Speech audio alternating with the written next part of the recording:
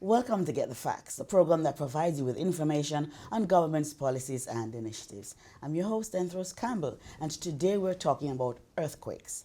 Jamaica has experienced two major earthquakes, 1692 and 1907, and this resulted in extensive loss of life and damage to property. We continue to feel some tremors now in Jamaica, but how prepared are we for an earthquake? To help us better understand this question and many more is Simon Mitchell, Professor of Sedimentary Geology and former head of the Earthquake Unit at the University of the West Indies. Professor Mitchell, welcome to the program. Thank you for being here. So good to have you. Let us start with the Earthquake Unit at the University of the West Indies. Tell us, what do you do? Okay, well, the Earthquake Unit is a research unit, so it actually does research on all aspects of seismology within Jamaica. So that means things like recording earthquakes as they occur, undertaking studies across Jamaica to basically understand how at risk we are, monitoring our extensive network. We have an extensive network of sensors across the island, and other aspects of research. We get involved with people in Jamaica doing research, we get involved with people outside of Jamaica doing research, and also another very important one, of course, is talking to the public. And making sure the public understand about earthquakes. I'm happy about that spot. I was going to ask you, research is not just within the walls of the university, but you do go outside and talk with people, because we want to come back to talk a little bit more about how you help us, the unit, yes? Yes. So you have centers across the country and you do research, like collect data from persons, yes? Yes, we Good. do indeed. All yes. right, okay. Tell us though, we're focusing on Earthquake Awareness Week this week in Jamaica. We are indeed, yes. Yes. But why should we be concerned? Yes, we've had two major earthquakes, but why should we be concerned, Jamaicans be concerned about earthquakes? Well, we sit on the northern margin of the Caribbean plate, and the Caribbean plate is moving relative to the North American plate at about 20 millimeters a year. So you think 20 millimeters, something like that. Yes. So each year, Jamaica moves relative to North America, and that stress that is created in that movement builds up over time. Now 20 millimeters might not seem much in 1 year, but if you start talking about 100 years, 1,000 years, you think about how much motion that is. Now rocks don't just slip by each other. What happens is that builds up as a stress within the rocks, and eventually what happens is it's released as an earthquake. Yes. So that is released as an earthquake. Now, because we're on this big long fault zone, it extends from Central America all the way across to Puerto Rico. Earthquakes can occur anywhere along that. Just a few years ago, we had one west of Jamaica, which gave us a tsunami alert. Yes. We obviously remember the Haiti earthquake, and this week we've also had earthquakes in Puerto Rico. So it's showing us that this whole fault system can move at some point. It's moved before in Jamaica. It will move again. Yes. Now, the problem is we can't predict when it will move. So what we have to do is to be ready for when that actually happens. We're going to come back to that, being ready. But so you said we've had some tremors in recent years. In this year, we've had, how many have you measured? Tremors? We measured about 154 in Jamaica. Right. Yeah, but they're small, a lot of them. Yes. When do we move from a tremor to an earthquake? Well, they're all the same thing. It's just that less energy is released. And typically most of our earthquakes are below 3. So they're quite small when we talk about 3. Now, we sort of say magnitude 3, magnitude 4, magnitude 5, these sorts of things. It's a logarithmic scale. So from 3 to 4 is 10 times. From 3 to 5 is 100 times. Yes. From 3 to 6 it's 1,000 times. So it's up in 10 each time. So that you can see that a small one is a small one, but as the numbers get larger, the amount of energy is actually very, very much more. So how large can the numbers get? Well, we can get up to about 9. We can get up to 9. So 3. In Jamaica. Not in Jamaica. Why not? We haven't really got the right sorts of faults. We think that we might get to 7 or 7.5. Okay. And it's probably the very big ones were in the high sixes, 6.8 or 6.9, up to 7 or 7.1. So when we're talking about the Port Royal earthquake, or the Kingston earthquake, they were probably of that sort of size. You were 7 at the... About yes, 7, yes, something yes. like that. We didn't have measurement devices in those days, so we have to look at the damage that was done to estimate what we think the energy was.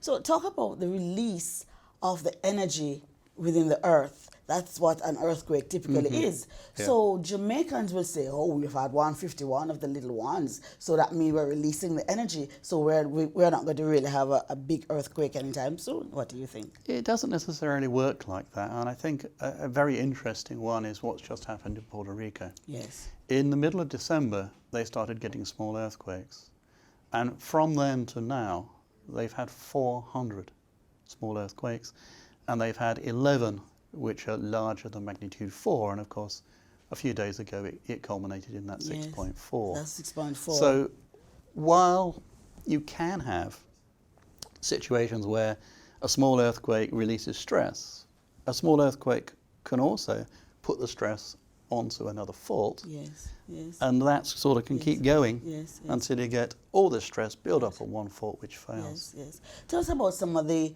lasting effects of earthquakes. Well, if you think about Jamaica, for a start, one of the reasons Jamaica is even here is because we have earthquakes. Because if you go back about 14 million years, it sounds a long time, but if you go back 14 million years, Jamaica was basically like the Bahamas, pretty much just a small set of keys at water level or just below water level.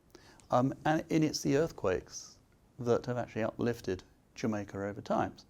And you look at Blue Mountain Peak, it's a long way up, but then there's an awful lot gone off the top of Blue Mountain Peak as well.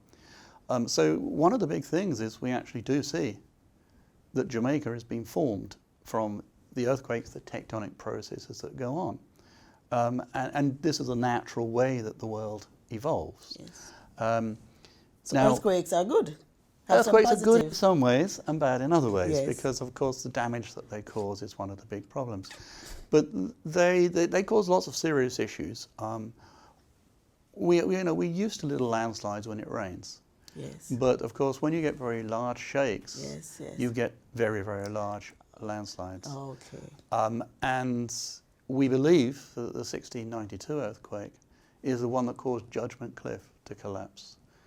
And that's a gigantic scar over in St. Thomas, which failed at that time or very shortly afterwards, but it was undoubtedly weakened by the earthquake. Okay, all right. There's much more to discuss, but let's take a break here and then we'll pick up with some preparation strategies. Stay with us.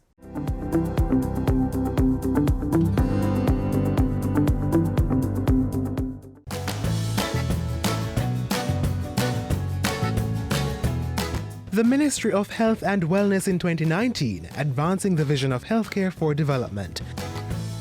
We have allocated resources to support the upgrade, to catch up with the gaps that existed in our healthcare infrastructure.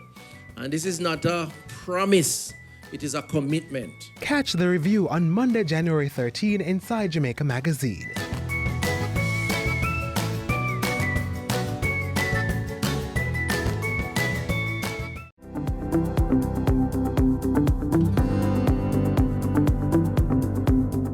Welcome back to Get the Facts. We continue our discussion with Simon Mitchell, who's Professor of Sedimentary Geology and former head of the Earthquake Unit, University of the West Indies. Professor Mitchell, can we ever prepare for an earthquake? How do we do that? We can, and there are a number of things that we need to do. And we won't know an earthquake is coming, but that doesn't mean we can't be prepared for it. And there are very simple little tasks we can do to actually prepare for that. Yes. So the first one is, well, we're all used to hurricanes, and we're all used to having hurricane supplies, which in June you put together, and then they say, well, you eat up in November. But we can actually, again, set up another set of supplies in November, and then keep those around to the next June, so that if an earthquake should happen, we have supplies needed to keep us going for the first maybe week or 2 weeks, which is the most critical time.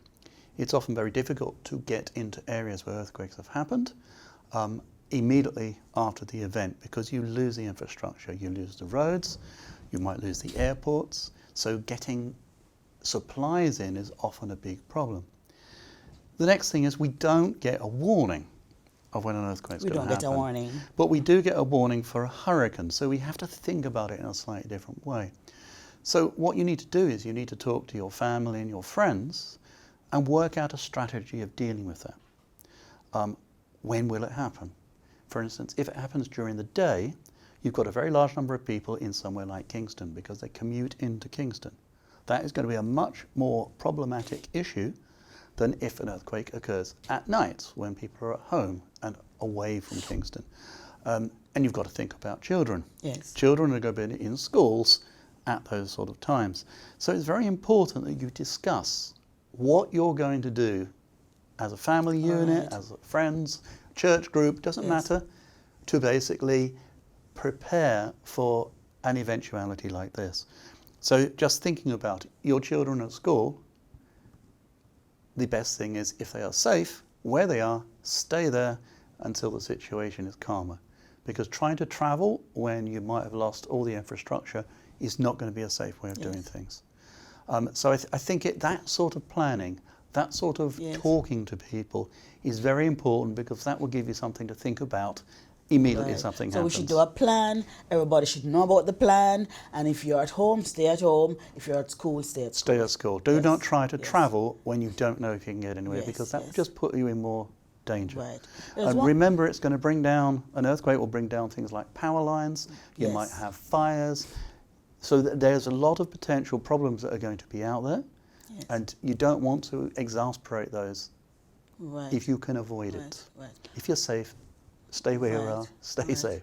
Right. You did say that the unit at the University of the West Indies, that you do work outside of the walls of the university. We do. As it relates to building codes, what kind of contribution do you make so we can have safer, more resilient buildings? Well, there are a number of sort of things that we do. Number one is simply just trying to understand where the seismicity is in Jamaica. We don't have the same number of earthquakes across the whole of the island. The main cluster of earthquakes is just to the northeast of Kingston. So there is a big cluster area there. Now that doesn't mean that that's the area that's going to have the worst earthquakes. Right. We just know that there is a cluster there that continues. But that doesn't mean we haven't other earthquakes. I mean, you know, we talk about the 1907, but there was the Montego Bay Earthquake in 1957, which affected, obviously, the western part of Jamaica. And then in 2005, there was an earthquake in central Jamaica, and 1993, some people will remember, Kingston was affected. So as it relates to building code, how does the unit help? That's number one, is where we're going to find these sort of things. But you've then got to move on to start thinking about how are we going to build buildings that can withstand earthquakes? And that's the real big question. Now, the first thing is the geology affects the earthquakes. Not just the faults beneath, but the type of geology you're on. So in other words, if you live across most of Jamaica, you're on limestone. Limestone's a stiff rock. It doesn't shake so much. It doesn't shake. Doesn't shake so much. Right. Okay. Now, if you're on soft rocks, clays and gravels, and of course those are the flat areas. Those are where Kingston is built. That's where basically south of Spanish Town, Portmore, they're all built on these. We want to talk now about the structure of the houses. What do we? What should we put in them to ensure that they're strong? Is that you must make sure you've got enough steel in them. So it's the strength that is the important thing. So you've got to design houses which are going to withstand the shaking that is likely in the place where you live. So the important one really is that you must make sure there's steel in there. If somebody is building your house for you, make sure they're putting the steel in. Because if you haven't got the steel, you've got problems. So can persons come to the unit and ask you for suggestions as it relates to the type of rocks that they might be building on? They or certainly so can, they yes. Can do Yeah, that? we Okay. certainly are interested in informing people, just as when an earthquake happens, Yes. we want them to tell us Okay. what they Yes. felt. How resilient is Jamaica to earthquakes? One of the problems with earthquake that, ready, one of the yes. real problems is that it's a bit like the sort of the thing with the hurricanes as well. We had Gilbert, and we didn't have anything for a long, long time. Yes. And then, of course, several came along, Yes. and we got a bit complacent about things. And I think this is one of the problems. If you do not experience frequent Yes. Earthquakes, Right. you end up with problems. But that doesn't mean we can't learn from earthquakes that happen elsewhere. Right. And so we team up with people in Chile, with people in Japan, Haiti. and they come and help Yes. us Yes. in terms of our building codes. Okay. And part of that is an important thing. But Right. I want to really say that building codes are only one thing. When we have an earthquake, we'll understand how different buildings Yes. survived, and that will enable us to reform and replace the building code where we need to. Okay, good. As we wrap now, tell us what's the most important message you'd want to leave to us Jamaicans at this time? Well, I think the thing is we are going to get an earthquake, and we won't have warning of it. So when an earthquake comes, you've really got to look after yourself. The important thing is your head. Your head is the most important part of your body. It is. Okay, there's no doubt about Yes. that. So protect your head. Protect your So head. the ideal thing is a wooden table. Get under a wooden table if you Yes. can. Yes. And hold it, because it will Yes. move in an earthquake. Yes. If you've got wooden door jambs, you can go under those. If you're near a building, try and get away from a building. If you're out in the open, it sounds funny, but lie on the ground. Yes. Because when the seismic waves come through, they make the earth move like it's an ocean.